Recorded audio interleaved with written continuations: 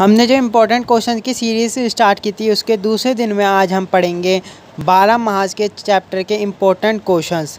आइए देखते हैं हम। हेलो दोस्तों, मैं हूं आपका दोस्त अनुज वर्मा और आप देख रहे हैं एजे एजुकेशन वर्ल्ड। आइए स्टार्ट करते हैं। पहला क्वेश्चन है, अगहन मास की विशेषता बताते हुए विरहिणी की व्यथा कथा का चित्रण अपने शब्दों में कीजिए। विरहिणी शब्द का प्रयोग नगमती के लिए किया गया है। अगहन मास में दिन छोटे होते हैं और रात बड़ी हो जाती है। कि दिन तो छोटे होते हैं और रात ऐसे लगने लगती है कि कितनी बड़ी हो गई। नगमती के लिए यह परिवर्तन बहुत कष्टप्रद है, क्योंकि दिन तो जैसे तैसे कट जाता है परंतु रात नहीं कटती। कि नगमती जो प्रेम में डूबी हुई है उसके लिए दिन तो कट जाता है पर रात उसे बहुत लंबी लगने लगती है। रात में उसे रह रहकर प्रिय की याद सताती है। वह घर में अकेली होती है, अतः यह स्थिति उसे वियोग के चरण तक ले जाती है। वो घर में अकेली होती है और यह स्थिति क्या होती है, उसे वियोग के चरण तक ले जाती है। उसकी स्थिति ऐसी ही है जैसे दीपक की बाती पूरी तरह जलती रहती है। नगमती भी वैसे ही विरहिणी के जल रही है। कि जैसे दीपक की बाती जलती रहती है वैसे ही नगमती भी विरह के दुख में वियोग में जल रही है। अगहन मास की ठंड जमने वाली होती है। कि जो अगहन मास की जो ठंड होती है ना वो ऐसी होती है जैसे जमने वाली सी। नगमती के हृदय को तो यह ठंड कपा रही है। वह सोचती है कि यदि उसके पति उसके साथ होते तो वह इस ठंड को भी झेल जाती। जो वो क्या कहती है कि अगर उसके पति इसके साथ होते तो जो ये ठंड है, अगहन की ठंड है, उसको भी झेल जाती, दोगुने झेल जाती। परंतु उसकी अनुपस्थिति इसके बाद बल को दोगुना किए जा रही है। वह यही सोचकर व्याकुल हो जाती है। स्त्रियां पति की अनुपस्थिति में बनाव श्रृंगार करने में लगी रहती हैं, परंतु नगमती के लिए यह बनाव श्रृंगार कष्टदायक लग रहा है। उसके पति परदेश को गए हैं तथा वह किसके लिए यह बनाव श्रृंगार करे। कि वो सोचती है कि जब पति चले जाते हैं तो जो स्त्रियां होती हैं वो श्रृंगार करने लगती हैं, सजने धजने लगती हैं, पर अब उसके पति चले गए हैं तो वो किसके लिए श्रृंगार करे, किसको श्रृंगार करके दिखाएगी। इसलिए वो इसको सोचकर भी दुखी हो जाती है। लोग शीत की मार से बचने के लिए स्थान पर आग जलाकर बैठे रहते हैं, परंतु नगमती को तो विरह रूपी अग्नि अंदर ही अंदर जला रही है। नगमती के लिए अगहन मास की कुछ राहत नहीं देता है। कि क्या होता है कि जो लोग होते हैं वो अलग अलग जगह पे ठंड में आग जलाकर बैठे हैं, पर जो नगमती है उसको तो अंदर से ही आग जला रही है। कि उसको दुख है कि उसका पति बाहर है, उसके पास नहीं है, कि वही उसको आग जला रही है।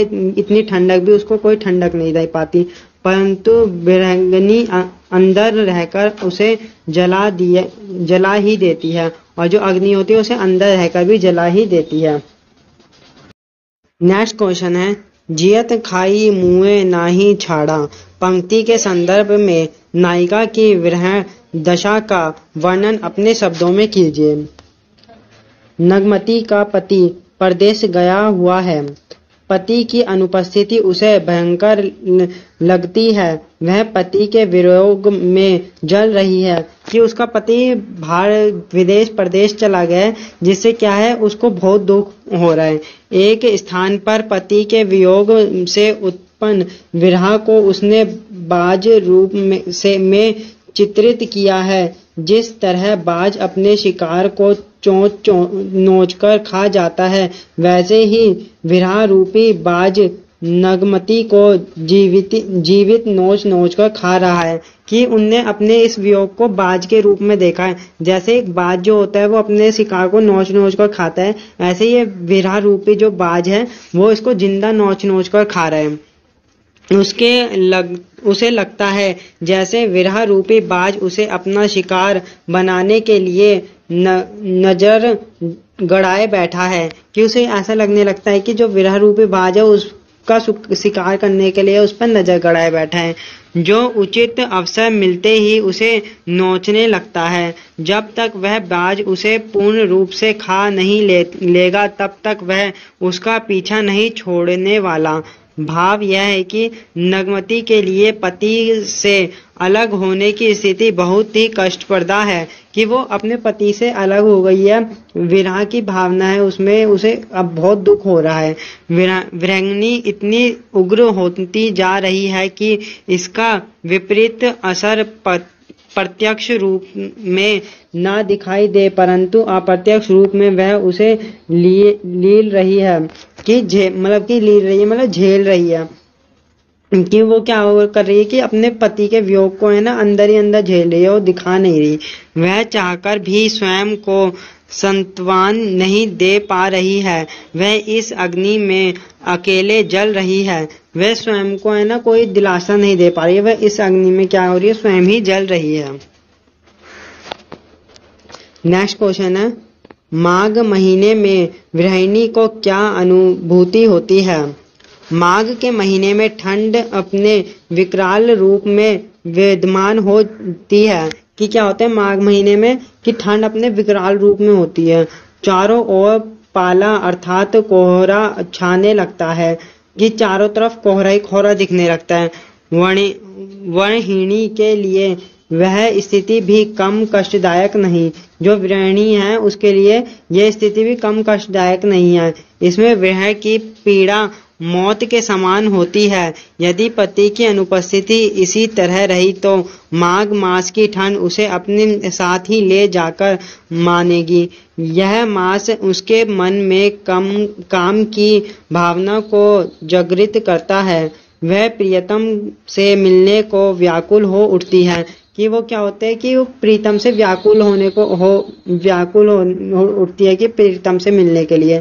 इसी बीच इस मास में होने वाली वर्षा उसकी व्याकुलता को और भी बढ़ा देती है। वर्षा जब देखा वर्षा होती है तो ठंड और भी बढ़ जाती है, तो उसे और व्याकुल कर देती है। वर्षा में भीगी हुई नगमती को गीले वस्त्र तथा आभूषण तक तीर से समान चुभने लगते हैं। उसे बनवास श्रृंगार तक भाता नहीं। उसे बनाव श्रृंगार जो श्रृंगार कर लेती है स्त्रियां वो भी नहीं भाता। प्रियतम के विरह में पड़ते हुए वह सूख कर कांटा हो रही है। उसे ऐसा लगता है वह विरह में वह इस प्रकार जल रही है कि उसका शरीर राख के समान उड़ ही जाएगा। कि वो विरह के भावना में इतनी जल रही है कि उसका शरीर जो है इतना हल्का हो जाए कि राख के समान उड़ जाएगा। क्वेश्चन है, वृक्षों से पत्तियां तथा वनों से ढांखे किस माह में गिरते हैं? इससे गृहिणी का क्या संबंध है? फाल्गुन मास के समय वृक्षों से पत्तियां तथा वनों से ढांके गिरते हैं। कि फाल्गुन मास के समय क्या होता है, वृक्षों से पत्तियां गिरने लगती हैं। गृहिणी के लिए यह माह बहुत ही दुख देने वाला है। यह माह भी गृहिणी के लिए दुख देने वाला है। चारों ओर गिरती पत्तियां उसे अपनी टूटती आस के समान प्रतीत हो रही हैं। हर एक गिरता पत्ता उसके मन में विद्यमान आशा को घुमिल कर रहा है। कि हर एक पत्ता उसकी आशा को घुमिल कर रहा है कि उसका पति कब आएगा। उसकी यही आशा है कि उसके प्रियतम शीघ्र ही आए। पत्तों का पीला रंग उसके शरीर की स्थिति को दर्शा रहा है। जैसे अपने कार्यकाल समाप्त हो जाने पर पत्ते पीले रंग के हो जाते हैं, वैसे ही प्रियतम के विरह में जल रही नायिका का रंग पीला पड़ रहा है। जैसे पत्ते अपने कार्यकाल पूरा होने पर पीले हो जाते हैं, वैसे ही नायिका अंदर से जल जल कर पीली होती जा रही है पति के विरह में। अतः फाल्गुन मास उसे दुख को शांत करने के स्थान पर बढ़ा ही रहा है। फाल्गुन मास भी उसके दुख को शांत नहीं कर पा रहा, वो भी उसके दुख को बढ़ा रहा है। फाल्गुन के समाप्त होते होते वृक्षों में नई कोपलों तथा फूल आकर उसमें पुनः जान डालेंगे, परंतु नगमती के जीवन में सुख का पुनः आगमन कब होगा यह कहना असंभव नहीं है। कि संभव नहीं है कि उसके सुख का आगमन कब होगा, यह कहना संभव नहीं है। कि पेड़ पौधों के लिए तो फाल्गुन मास में दोबारा से पेड़ पौधे खिल उठेंगे, पर जो नायिका है उसके जीवन कब सुख में होगा ये नहीं कह सकते हम। नेक्स्ट क्वेश्चन है, निम्नलिखित पंक्तियों की व्याख्या कीजिए। यह जो पंक्तियां दो भाग में बटी हैं, कै और खे में। तो पहला पाठ करते हैं कै। पिया सो कहूँ संदेशड़ा ए भवरा ए काग, सो धनी बिरहे जरी मुई तेहिक धुआ हम लाग। तो इसमें क्या कह रहे हैं, दुखी नगमती भोरों तथा कोए से अपने प्रियतम के पास संदेश ले जाने को कहती हैं। उनके अनुसार वे उनके विरह का हाल शीघ्र ही जाकर उनके प्रियतम को बताएं। प्रियतम के विरह में अगमती कितने गहन दुख भोग रही है कि वो कहती है कि कौवे से ये कहती है कि हम मेरे पति को मेरा दुख बताओ, जाकर मेरा ये संदेश ले जाओ कि हम कितनी दुखी हैं, कि वो जल्दी आ सकें। इसका पता प्रियतम को अवश्य लग न चाहिए, अतः वह उन्हें संबोधित करते हुए कहती हैं कि तुम दोनों वहां जाकर प्रियतम को मेरी स्थिति बताना और कहना कि तुम्हारी पत्नी विरह रूपी अग्नि में जलते हुए मर गई है। कि वो कहते हैं कि तुम जाकर वहां पर मेरे पति को बताना कि तुम्हारे विरह में वो जलते हुए मर रही है। उस अग्नि से उठने वाले काले धुएं के कारण हमारा रंग भी काला पड़ रहा है, और वो उनसे कहना कि जो उनमें से जलते हुए धुआं निकल रहा है उससे हमारा रंग भी किनका जो संदेश ले जाएंगे उनका रंग भी काला पड़ रहा है, कौवे का। अब नेक्स्ट है, रक्त ढरा मांसू गरा, हाड़ भय सब शंख, धीन सासर होई री मुझ, आई समेटहु पंख। तो इसमें क्या कह रही है नायिका, प्रस्तुत पंक्तियों में नगमती अपने प्रियतम को अपनी विरह रूपी दशा का वर्णन करती हैं। इसमें भी वो विरह रूपी जो विरह है उनका विरह रूपी प्रियतम को की दशा का वर्णन कर रही है। वह कहती हैं कि हे प्रियतम, तुमसे अलग होने पर मेरी दशा बहुत ही खराब हो गई है, कि उनकी दशा उनसे अपने पति से अलग होने पर बहुत खराब हो गई है। मैं तुम्हारे वियोग में इतना रोई हूँ कि मेरी आंखों से आंसू रुख रूप में सारा रक्त बहकर निकल गया है।